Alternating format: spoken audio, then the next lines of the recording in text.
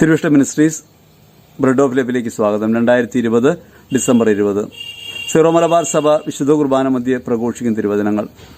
ഉൽപ്പത്തി പുസ്തകം 24 അധ്യായം 50 മുതൽ 67 വരെയും, 1 സാമുവേൽ 1 അധ്യായം 1 മുതൽ 18 വരെയും, എഫേസ്യർ ലേഖനം 5 അധ്യായം 5 മുതൽ 21 വരെയും, വിശുദ്ധ മത്തായി സുവിശേഷം 1 അധ്യായം 18 മുതൽ 24 വരെയും തിരുവചനങ്ങൾ. വിശേഷം പ്രിയപ്പെട്ടവരെ, സ്നേഹവന്ദനം. ക്രിസ്തു ജനനത്തോട് ഏറ്റവും അടുത്ത നാളുകളിലേക്ക് നാം പ്രവേശിക്കുകയാണ്. യേശുവിൻ്റെ ജനനത്തെ ഹൃദയം കൊണ്ട് സ്വീകരിക്കാനും ആ അനുഭവതലത്തിൽ ഉയരാനും വേണ്ടിയുള്ള തയ്യാറെടുപ്പാണ് ഈ കാലഘട്ടത്തിൽ നാം നടത്തുക. ദൈവത്തിൻ്റെ വാക്കുകൾ ഭൂമിയിൽ നിറവേറുന്നു. വാക്കായവൻ മനുഷ്യനായി ഭൂമിയിലേക്ക് വരുന്നു. സുവിശേഷത്തിൽ നമ്മൾ കാണുന്നുണ്ട് അപ്രകാരം അവൻ്റെ വരവിന് വേണ്ടി തയ്യാറെടുക്കുന്ന വിശുദ്ധ ജോസഫ് യഥാർത്ഥത്തിൽ ദൈവത്തിൻ്റെ വാക്കുകൾക്ക് വിധേയപ്പെടുന്ന ഒരാളാണ്. ദൈവവചനത്തിന് വിധേയപ്പെടാൻ വേണ്ടി തൻ്റെ ജീവിതത്തെ സമർപ്പിക്കുന്ന വിശുദ്ധ ഔസേപ്പ് സ്വപ്നത്തിലുണ്ടാകുന്ന ദൈവത്തിൻ്റെ വാക്കുകൾ കേട്ട് മറിയത്തെ ഭാര്യയായി സ്വീകരിക്കുന്നു. അവൾ ഗർഭിണിയാണ് എന്ന വാക്ക് കേട്ടപ്പോൾ അത് തന്നിലൂടെ അല്ലെന്ന് നിശ്ചയമുള്ള ഔസേപ്പ് നിശ്ചയമായിട്ടും അവൾ ഉപേക്ഷിക്കേണ്ടതാണ്. രഹസ്യമായി അവൾ ഉപേക്ഷിക്കാൻ മനസ്സ് കാണിക്കുകയും ചെയ്യുന്നയാളാണ്. എന്നാൽ അവൾ അപമാനിതയാകരുത് എന്നൊരു ധാരണ അദ്ദേഹത്തിനുണ്ടായിരുന്നു. അങ്ങനെ നീതിമാനായ അവരനെ നീതീകരിക്കാൻ താല്പര്യമുള്ള യോസേപ്പ് സ്വപ്നത്തിൽ ഒരു ദർശനം കാണുകയാണ്. ഗാഢമായി ഈ കാര്യത്തെക്കുറിച്ച് ആലോചിച്ചുകൊണ്ടിരിക്കെ ദൈവദൂതൻ്റെ സംഭാഷണം: നീ അവളെ ഭാര്യയായി സ്വീകരിക്കാൻ ശങ്കിക്കേണ്ട. ദൈവത്തിൻ്റെ വാക്ക് കേൾക്കുന്ന യോസേപ്പ് മാനുഷികതയുടെ സാമാന്യത വെടിഞ്ഞിട്ട് ആത്മാവിൻ്റെ പ്രവൃത്തിയിലേക്ക് ഉയരുകയാണ്. അങ്ങനെ ആത്മാവിൻ്റെ പ്രവൃത്തിയിലേക്ക് ഉയരുന്നത് കൊണ്ടാണ് ദാവീദിൻ്റെ വംശത്തിൽ ക്രിസ്തു വന്ന് പിറക്കുന്നത്. ശിലക്ഷം പ്രിയപ്പെട്ടവരെ, നമ്മുടെ ജീവിതത്തിൽ മാനുഷികമായ താല്പര്യങ്ങൾക്കപ്പുറത്ത് ദൈവികമായ താല്പര്യങ്ങൾക്ക് വില കൊടുക്കുന്ന ഒരു സമീപനം നമുക്കുണ്ടാകേണ്ടതുണ്ട്. എത്രത്തോളം ദൈവത്തിൻ്റെ വാക്കുകൾക്ക് വിധേയപ്പെട്ട് ജീവിക്കാൻ കഴിയുന്നു, എത്രത്തോളം ദൈവത്തെ പ്രധാനമായിട്ട് കാണാൻ പറ്റുന്നു, സ്വന്തം താല്പര്യങ്ങളെക്കാളും അഭിപ്രായങ്ങളെക്കാളും വിലയുള്ളതായി ദൈവത്തിൻ്റെ വാക്കുകൾക്ക് ജീവിതത്തിൽ ഇടം കൊടുക്കാൻ കഴിയുന്നു എന്ന് നാം പരിശോധിക്കണം. അപ്രകാരം ഒരു പരിശോധന നടത്തുന്ന യോസേപ്പ് നിശ്ചയമായും ദൈവത്തിന് ഇരിപ്പിടമാകാൻ മനസ്സ് കാണിക്കുന്നത് കൊണ്ടാണ് ദൈവത്തിൻ്റെ വളർത്തു പിതാവാകാൻ കഴിയുന്നത്, തിരുസഭയുടെ പാലകനാകാൻ കഴിയുന്നത്.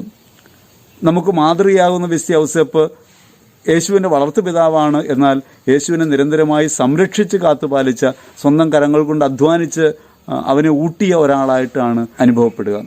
നമ്മുടെയൊക്കെ ജീവിതത്തിൽ നാം ചെയ്യുന്ന എല്ലാ പ്രവൃത്തികൾക്കകത്തും ഈ ദൈവ പദ്ധതി നിറവേറുന്നുവെന്ന ബോധ്യമുണ്ടെങ്കിൽ, നിശ്ചയമായിട്ട് നമ്മുടെ പ്രവൃത്തികൾ ദൈവത്തിൻ്റെ ഇഷ്ടമനുസരിച്ചാണെന്ന് ബോധ്യമുണ്ടെങ്കിൽ ഇങ്ങനെ പരിപാലനയുടെ കരമായിട്ട് മാറാൻ നമുക്ക് കഴിയും. പിറുപിറുപ്പില്ലാതെ, അസ്വസ്ഥതയില്ലാതെ, സ്വന്തം നേട്ടങ്ങൾക്ക് വേണ്ടി അല്ലാതെ അവരന് വേണ്ടി സ്വയം അർപ്പിക്കാൻ കഴിയും. അപ്രകാരം ഒരു അർപ്പണമാണ് സുവിശേഷത്തിൽ വിശുദ്ധ ഔസേപ്പിൻ്റെ പ്രവൃത്തി വഴി സുവിശേഷത്തിൽ നാം കണ്ടുമുട്ടുക.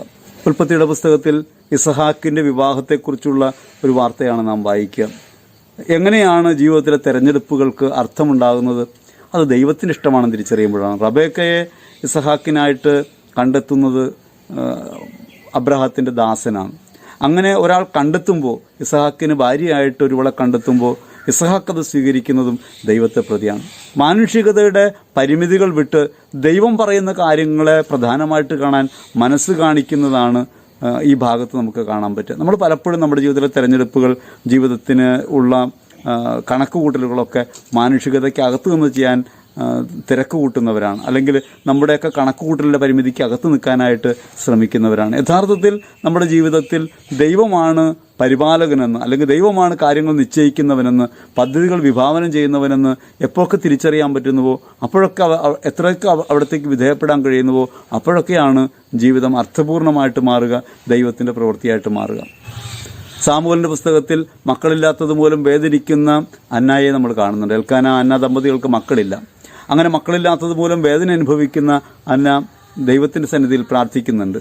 എലി പുരോഹിതൻ വിചാരിക്കുന്നത് അവൾ അതിരാവിലെ മദ്യപിച്ചിട്ട് പിറുപിറുക്കുകയാണെന്നാണ്.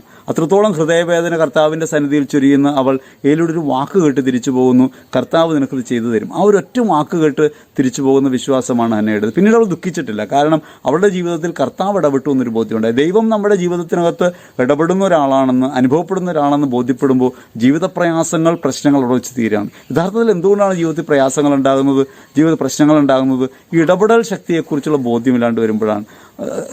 ജോസഫിൻ്റെ ജീവിതത്തിൽ സമസ്യയ്ക്ക് ഉത്തരമായിട്ട് ദൈവം മാറുന്നുണ്ട്. ദൈവം പറഞ്ഞ വാക്ക് കേൾക്കുമ്പോൾ സമാധാനത്തിലാവുന്നു. അതേപോലെ തന്നെ നമുക്ക് കാണാൻ പറ്റും ഈ ഇസഹാക്കിൻ്റെ തെരഞ്ഞെടുപ്പിനകത്തും ഈ ദൈവം പറഞ്ഞ വാക്കിന് വിധേയപ്പെട്ട് കഴിയുമ്പോൾ പിന്നെ അസ്വസ്ഥതകൾ അവസാനിക്കുകയാണ്. പിന്നെ അതിനെക്കുറിച്ച് ചിന്തിക്കേണ്ടതില്ലാണ്ട് വരികയാണ്. ഇവിടെ അന്ന എൽക്കാന ദമ്പതിമാർക്ക് മക്കളില്ലാത്ത വിഷയത്തിൽ ഏലി പുരോഹിതൻ അവളോട് പറയുന്നതിന് കുട്ടികളുണ്ടാകും, ദൈവം നിന്നെ അനുഗ്രഹിക്കുമെന്ന് പറയുമ്പോൾ അവിടെ വെച്ച് അവളുടെ പ്രശ്നങ്ങൾ തീരണം. കാരണം ദൈവം എൻ്റെ ജീവിതത്തിൽ ഇടപെട്ടു എന്ന ബോധ്യമാണ്. ശിലറ്റം പ്രിയപ്പെട്ടവരെ, നമുക്ക് ഇന്നില്ലാതെ പോകുന്നതും ദൈവം നമ്മുടെ ജീവിതത്തിൽ ഇടപെടുന്നു എന്ന ബോധ്യമാണ് എന്ന കാര്യം ഓർക്കണം.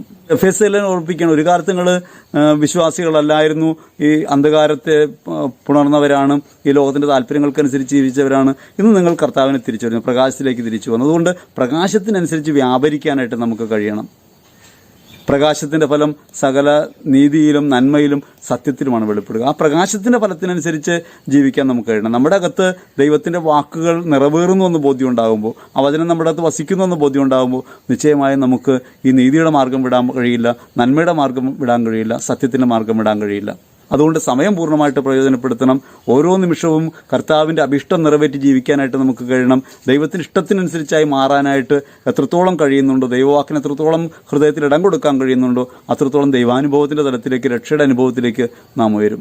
ഓർമ്മിപ്പിക്കുകയാണ്. അതുകൊണ്ട് വീഞ്ഞു കുടിച്ച് നിങ്ങൾ ഉന്മത്തരാകരുത്, അതിൽ ദുരാസക്തി കൊണ്ട് പരിശുദ്ധാത്മാവിനാൽ പൂരിതരാകുവാൻ. പരിശുദ്ധാത്മാവിനാൽ പൂരിതമായൊരു ജീവിതം നമുക്ക് അനുഭവപ്രദമാകണം. ഈശ്വരറ്റം പ്രിയപ്പെട്ടവരെ, ഈ നോമ്പ് കാലത്തിലൂടെ നാം കടന്നുപോയി ക്രിസ്തു എണ്ണത്തിലേക്ക് പ്രവേശിക്കുമ്പോൾ അതിലൂടെ നാം ഉൾക്കൊള്ളേണ്ടത് അല്ലെങ്കിൽ ആർജിച്ചെടുക്കേണ്ടതായ കാര്യം ഈ ദൈവത്തിൻ്റെ വചനത്തിനനുസരിച്ചുള്ള ജീവിതം നയിക്കാനുള്ള ബലമാണ്. ദൈവികമായ ബോധ്യങ്ങൾക്കനുസരിച്ച് നിലനിൽക്കാനുള്ള വരമാണ്. കർത്താവിൻ്റെ ആത്മാവിൻ്റെ സ്നേഹവും ശക്തിയും അനുഭവിക്കാനുള്ള ഒരു നിലപാട് ജീവിതത്തിലെടുക്കാനുള്ള ഉറപ്പാണ്. അപ്രകാരം ഒരു ഉറപ്പിലേക്ക് പ്രവേശിക്കാനാണ് ഈ നോമ്പുകാലം നമ്മെ പ്രേരിപ്പിക്കേണ്ടത്, ഈ മംഗളവാർത്തക്കാലം നമ്മെ പ്രേരിപ്പിക്കേണ്ടത്, ക്രിസ്തു എണ്ണത്തോട് ഏറ്റവും ചേരുന്ന ഈ നാളുകൾ നമ്മെ പ്രേരിപ്പിക്കേണ്ടത്. ക്രിസ്തുവിൻ്റെ സ്നേഹത്തിനനുസരിച്ച് സ്വയം സമർപ്പിക്കാനുള്ള ബലം പകരുന്ന നാളുകളായി ഈ തിരുനാൾ ദിനങ്ങൾ മാറട്ടെ എന്ന് പ്രത്യേകം നമുക്ക് പ്രാർത്ഥിക്കാം. നമ്മുടെ ജീവിതത്തെ സമ്പൂർണ്ണമായി ദൈവകരങ്ങളിലേക്ക് ഏൽപ്പിക്കാം. വിശുദ്ധ ഔസേപ്പ് തന്നെ അർപ്പിച്ച് ദൈവത്തിൻ്റെ ഇഷ്ടത്തിനായി സ്വയം വിധേയനാകുന്നത് പോലെ ദൈവികമായ ഇഷ്ടങ്ങൾക്ക് വിധേയമായി ആത്മാവിൻ്റെ ചൈതന്യം പ്രകാശിപ്പിച്ച് ജീവിക്കുന്നവരായി, മഹത്വത്തിൽ പങ്കുകാരായി ജീവിക്കുന്നവരായി ഞങ്ങളെ മാറ്റണമേ എന്ന് ഹൃദയപൂർവ്വം പ്രാർത്ഥിക്കാം. ദൈവം നമ്മെ അനുഗ്രഹിക്കട്ടെ. ആമേൻ.